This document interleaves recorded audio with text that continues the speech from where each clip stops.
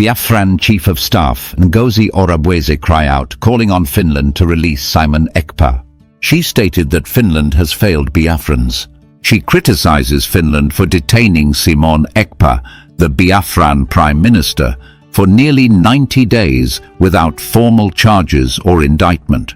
She accused Finland of collaborating with the Nigerian government to suppress Biafrans, Christians, and freedom of speech under a globalist agenda. According to her, the detention is framed as an attempt to break Simon Ekpa psychologically while preventing Biafra's independence efforts. However, confusion arises as Biafran representatives previously assured supporters that Simon Ekpa would be released soon, yet his detention continues with worsening updates.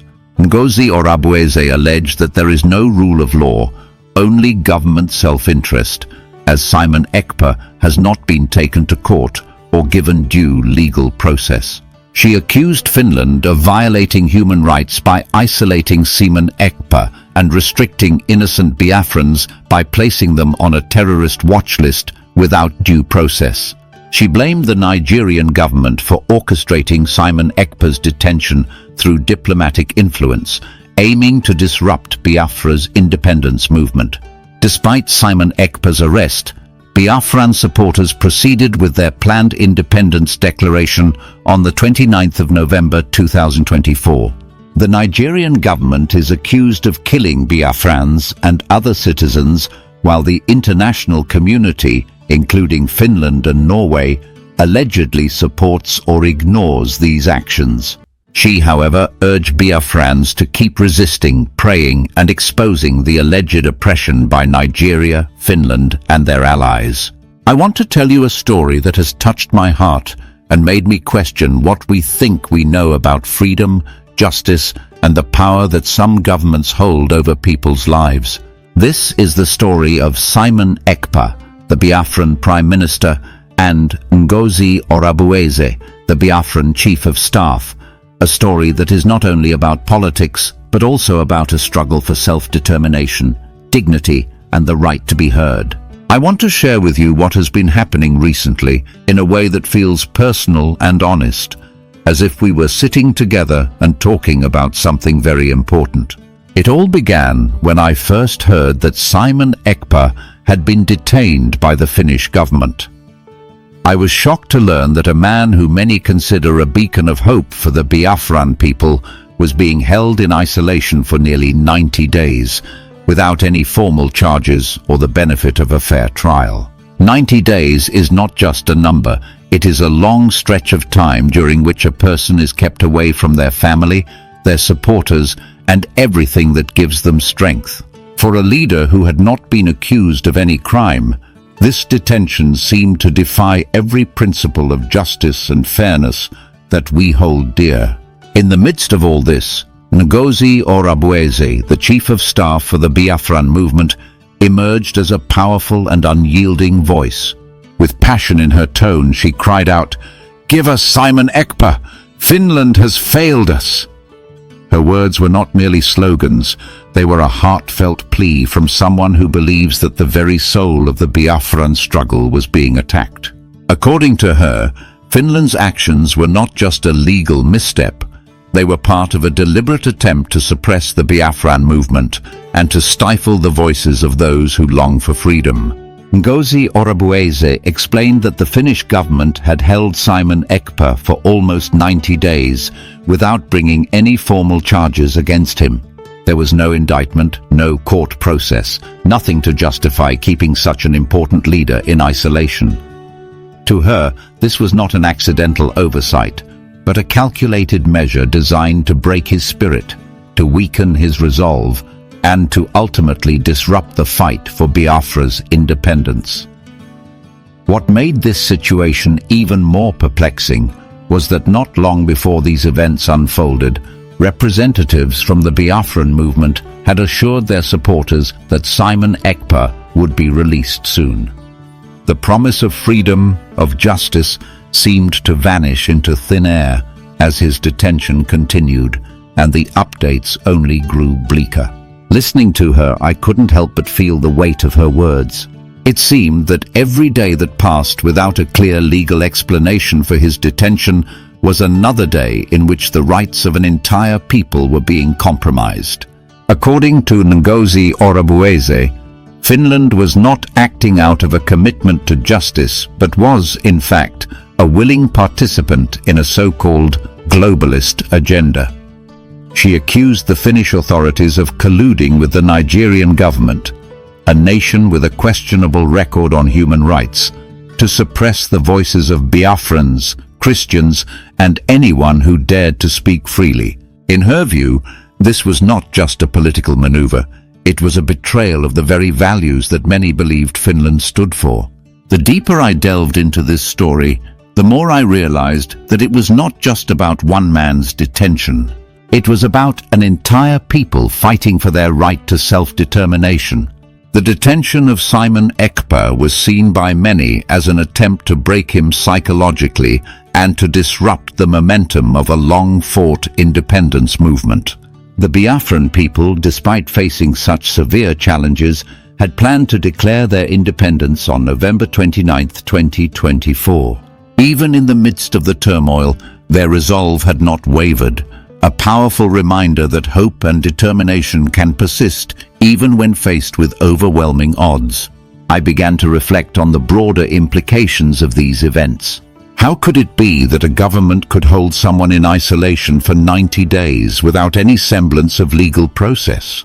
In any system that claims to uphold the rule of law, every citizen is supposed to have the right to due process, being charged, taken to court, and given a fair trial. The fact that Simon Ekpa was kept away from any such proceedings raised serious questions about the commitment of the Finnish government to these very principles. If a man who had not committed any crime could be detained for so long without explanation, what did that mean for the countless others who might one day find themselves on the wrong side of a system that values power over justice?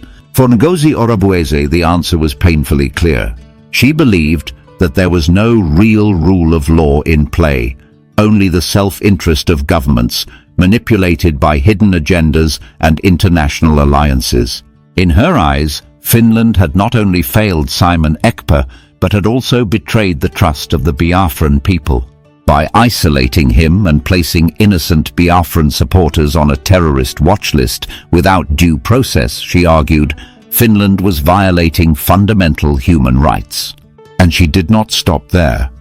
She also pointed a stern finger at the Nigerian government, accusing it of orchestrating Simon Ekpa's detention through diplomatic channels and covert influence.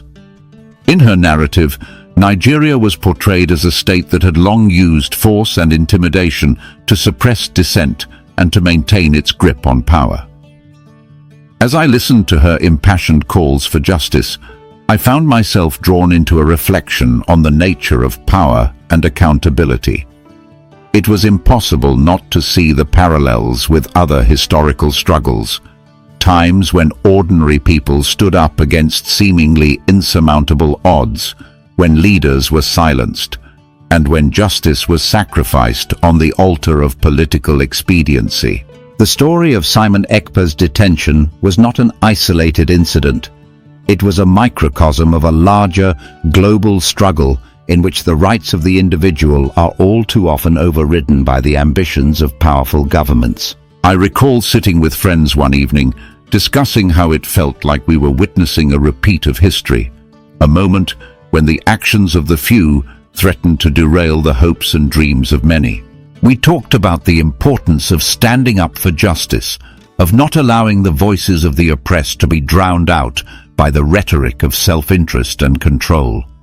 It was a conversation filled with both anger and hope, a reminder that while the path to justice is fraught with obstacles, it is also paved with the determination of people who refuse to accept injustice as the norm. In many ways, the plight of Simon Ekpa is a reflection of the broader challenges facing the modern world. It exposes the fragility of the legal systems that we take for granted and highlights the ease with which these systems can be manipulated by those in power. For years, the Biafran people have fought for their right to govern themselves, for the recognition of their identity, and for the promise of a future free from oppression. The detention of their prime minister was not just an attack on a single individual, it was an attack on the very idea of Biafran independence and on the rights of a community that has long been denied its voice on the world stage. I remember thinking about the countless individuals who have, throughout history, been held without trial, whose names have been tarnished by accusations they never had the chance to refute. The idea that someone's freedom can be so easily stripped away, that their fate can be decided in secret without any public accountability, was deeply unsettling. It made me wonder about the true meaning of justice and how often we are forced to confront the harsh reality that those in power do not always act in the best interests of the people they are meant to serve. The story of Simon Ekpa is, in many respects, a call to arms, a call for vigilance, for questioning the narratives presented to us, and for standing up against any form of injustice, no matter how subtle or insidious. It reminds us that the fight for freedom is never truly over, that every act of suppression carries with it the seeds of resistance, and that the spirit of a people, when united, can never be entirely silenced. I also found myself drawn to the resilience of the Biafran supporters. Despite the setbacks, despite the mounting challenges, they pressed on. Their planned declaration of independence on November 29, 2024, was a bold and defiant act, a clear signal that their aspirations for self-determination would not be easily extinguished. Even with their leader detained, the movement carried on, driven by the belief that true freedom is worth fighting for, no matter the cost. This unwavering determination was both inspiring and humbling, a testament to the enduring human spirit in the face of oppression. Over time, as the situation continued to unfold, I remained committed to keeping the conversation alive. I reached out to fellow activists, journalists, and scholars who had studied similar cases, and I listened to their insights with great interest. Many of them pointed out that the detention of political figures without formal charges was a tactic that had been employed in various parts of the world. It was a method used to stifle dissent and to send a message that those who dared to challenge the established order would be met with harsh and uncompromising measures. In this light, the case of Simon Ekpa was not an isolated event. It was part of a disturbing pattern that needed urgent attention from the international community. It is important to recognize that the fight for justice is never straightforward. There are moments of progress and moments of setback, and the path to freedom is often marked by personal sacrifice and collective struggle. In the case of the Biafran movement, the decision to move forward with the Declaration of Independence, despite the detention of their prime minister, was an act of defiance that underscored the unyielding spirit of the people. It was a declaration not just of political ambition, but of an unshakable belief in the right to live freely and to determine one's own destiny. I have spent many sleepless nights pondering what it means to live in a world where injustice can thrive under the guise of legality. The fact that Simon Ekpa has been kept away from any formal legal process for nearly 3 months speaks volumes about the state of the rule of law. In any society that prides itself on justice, a person cannot be held indefinitely without the opportunity to defend themselves in a court of law. Yet, here we are, confronted with a situation where a leader who has done nothing wrong is being deprived of his freedom, his dignity, and his voice, all in the name of political expediency. This is not just a theoretical discussion. I have listened to accounts of families torn apart by similar injustices, of communities living in fear because their voices are not heard. I have seen how such actions can shatter the trust that people place in their governments, eroding the very foundations of what it means to live in a free society. Every day that passes without accountability is a day when the promise of justice is further delayed, a day when the hope for a better future seems more distant. There is a powerful lesson to be learned from the events surrounding Simon Ekpa's detention, a lesson about the fragility of freedom and the importance of constant vigilance. In a world where the powerful can manipulate legal systems to serve their own interests, it is up to each of us to speak out, to hold our leaders accountable, and to demand that the rights of every individual are respected. This struggle is not merely about one man or one nation. It is about the universal values that bind us together as human beings. I want to emphasize that the struggle for justice is not a solitary one. Throughout history, countless individuals have risked everything to stand up for what is right. From the civil rights movements to the fight against colonial oppression, there have been many who have faced down the forces of tyranny with nothing but their conviction and their hope for a better world. The story of Simon Ekpa and the resolute voice of Ngozi Orabueze are part of that long tradition, a tradition that teaches us that even in the darkest of times, the human spirit can shine brightly if we refuse to give in to despair. In conversations with others who have followed this case, I have often heard expressions of both anger and cautious optimism.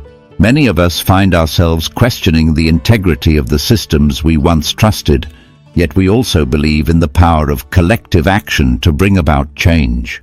It is a duality that can be both disheartening and inspiring, a reminder that the path to justice is rarely smooth, but that every act of resistance, every demand for accountability, is a step toward a more just and equitable society. One of the most distressing aspects of this situation is the lack of transparency.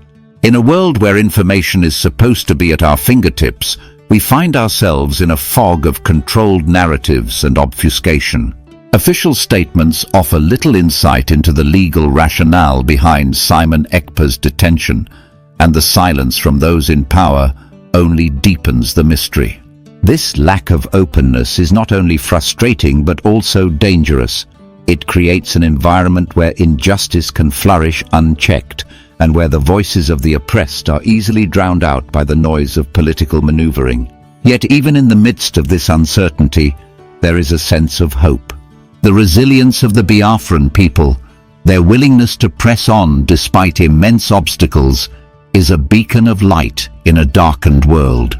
Their planned declaration of independence, a moment they have long envisioned, is a testament to the enduring belief that freedom is worth any sacrifice.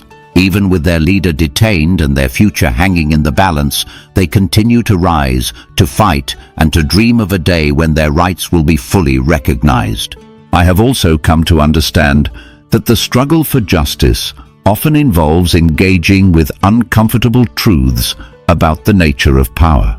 It forces us to confront the reality that even nations celebrated for their commitment to human rights can, at times, betray those very principles when it suits their interests. The involvement of the Finnish government, traditionally seen as a defender of free speech and human dignity, in what appears to be a case of political suppression, is a stark reminder that no nation is immune to the temptations of power. This realization is a call for us all to remain vigilant, to question assumptions, and to insist that every government be held to the highest standards of accountability. So we are still waiting for Finland to accuse our Prime Minister of anything. They've held our Prime Minister, going to almost 3 months, 90 days. He did not commit any crime. But from what Finland has done, we have now discovered there is a history of what Finland is doing to suppress Christians, to suppress freedom of speech, and to destroy innocent Biafrans using the globalist agenda which Finland is part of right now. That is what Finland is doing. Prime Minister Simon Ekpa has not committed any crime. You put him away, now going to 3 months, because you partner with Nigerian state, a terrorist state that have very, very low score and record in human rights. Finland is now part of that. That is exactly what they're doing.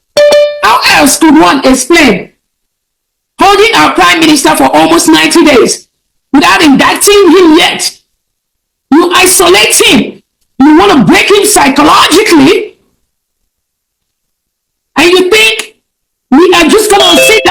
watch you and your cohorts in Nigeria. Your cohorts in Nigeria, they will get it real hot. It's a promise. It's a promise. Because at the end of the day, we know this battle between Nigeria and Finland and Biafra, we are going to see how it's going to end up. We have any indictment or anything. Because we know our Prime Minister didn't do anything wrong. He is doing exactly what we are doing. All the killings that the Southeast and South delegitimized governors are doing, that is what our Prime Minister Simon Ekpa was preventing. That is what Nnamdi Kanu was preventing. And the whole world has seen how Finland took away our Prime Minister. And within that period, hundreds of innocent Biafrans have been murdered by Christopher Musa and Tinubu using the reintegrated terrorists that they imported into the Nigeria territory. That is what is going on. And that is something that Biafrans have risen up and say, no more. So we are still waiting for Finland to accuse our Prime Minister of anything. They've held our Prime Minister going to almost 3 months, 90 days. He did not commit any crime. But from what Finland has done, we have now discovered there is a history of what Finland is doing to suppress Christians, to suppress freedom of speech, and to destroy innocent Biafrans using the globalist agenda which Finland is part of right now. That is what Finland is doing. Prime Minister Simon Ekpa has not committed any crime. You put him away, now going to 3 months, because you partner with Nigerian state, a terrorist state that have very, very low score and record in human rights. Finland is now part of that. That is exactly what they're doing. How else could one explain holding our Prime Minister for almost 90 days without indicting him yet? You isolate him. You want to break him psychologically. And you think we are just going to sit down and watch you and your cohorts in Nigeria. Your cohorts in Nigeria, they will get it real hot. It's a promise. It's a promise. Because at the end of the day, we know this battle between Nigeria and Finland and Biafra, we are going to see how it's going to end up. So we heard that some of the items they took from the Prime Minister, they are returning them. They are yet to send out any indictment. The one that we saw, I think last week, where they now said that it has something to do with a charge on the use of a name like Masters of Law, something like that. We understood that that is not true. That there's no charge like that. Maybe some nonsensical press inside Finland, those that hate us and hate our Prime Minister, working inside Finland, they are the one that published that, and we were told to just neglect that, because all of us were waiting on Monday for Finland to charge our Prime Minister for the Master of Law case. We didn't see anything. And again, what Finland is doing is unacceptable. We have those innocent Biafrans that they picked up with our Prime Minister. They are still in bondage in Finland. Those innocent individuals can still not use their bank account, can still not get a job, can still not do so many things inside Finland. And some of them, they have their name on the terrorist list by the Finland government. How can you put somebody's name in a terrorist list and you've not even indicted that person as a terrorist? What country does that? You've not gone through the normal process of law. You've not proven that these innocent Biafrans, that they are terrorists. You, Finland government, you went and put the name of these innocent Biafrans under the terrorist list. Why should you do that? And you think the world does not know what you are doing? You think Donald Trump does not know what you are doing? You've not charged somebody as a terrorist. Now you put the name anywhere they go in Finland, anything they seek for is being denied because the Finland government has put their name on the terrorist list without even indicting them. say the world, we want to make the world a better place. When we have country leaders that are criminals, criminalizing innocent citizens, and they are the heads of governments, and you think you will go free? To know ourselves is continuously being destroyed, being undermined, being plotted against by the Nigerian government, using different avenues to do this. One of the avenues they've used to do this is to plan with the Biafran with the Nigerian Foreign Affairs Secretary of State, whom Tinubu recently appointed, to plan to complain with the Finnish embassy in Nigeria to remove our Prime Minister Simon Ekpa just weeks before our declaration in Finland.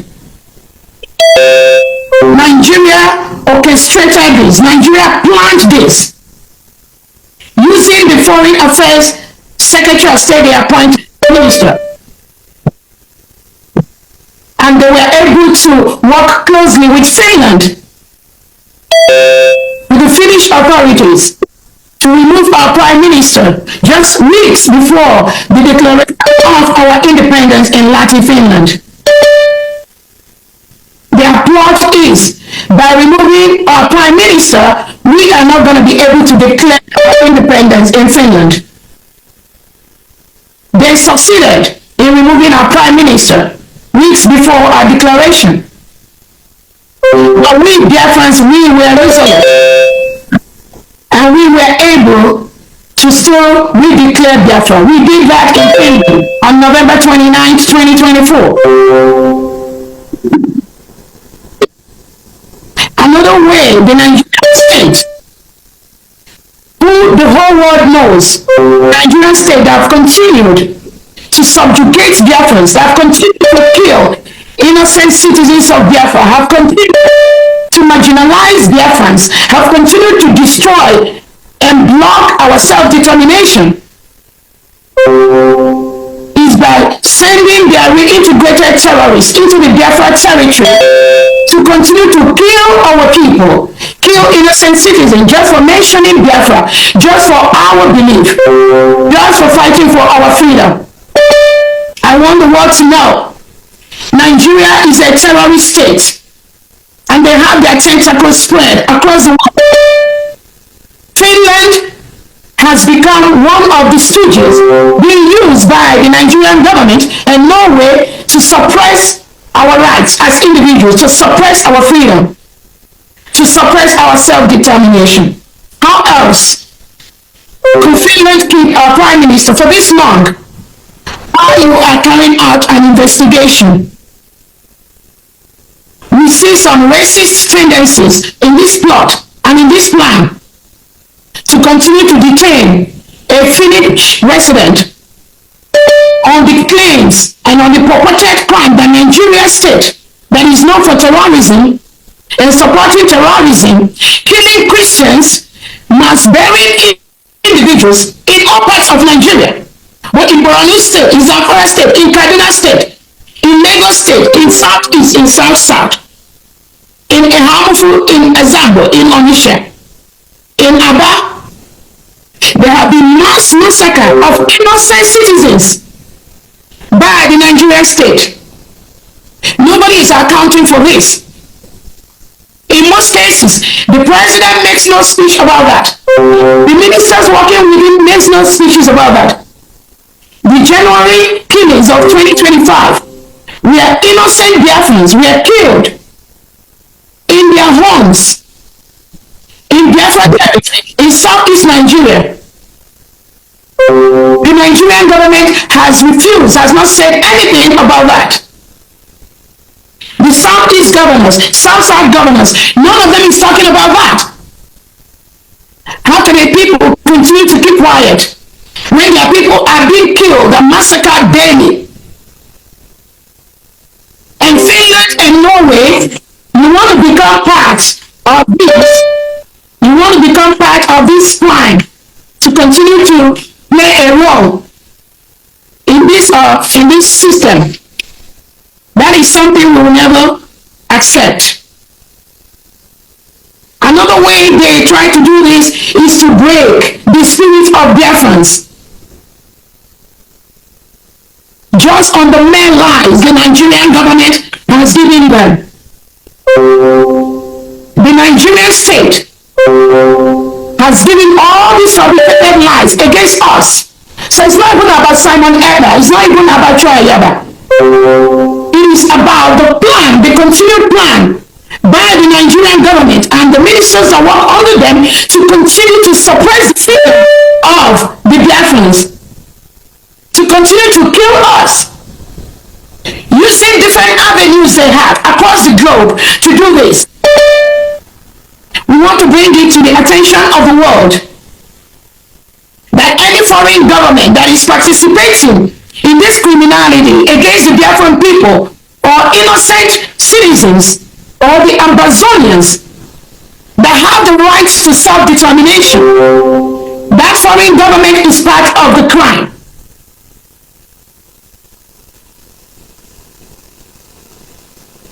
From terrorism to fundraising to whatever, to instigation. Why should Finland continue to hold our Prime Minister, reprimand him? This is the end of our news update. Please click the icon on the top right corner of your screen to watch my next video. You will enjoy it. I will see you again in my next update. Enjoy the rest of your day. Goodbye for now.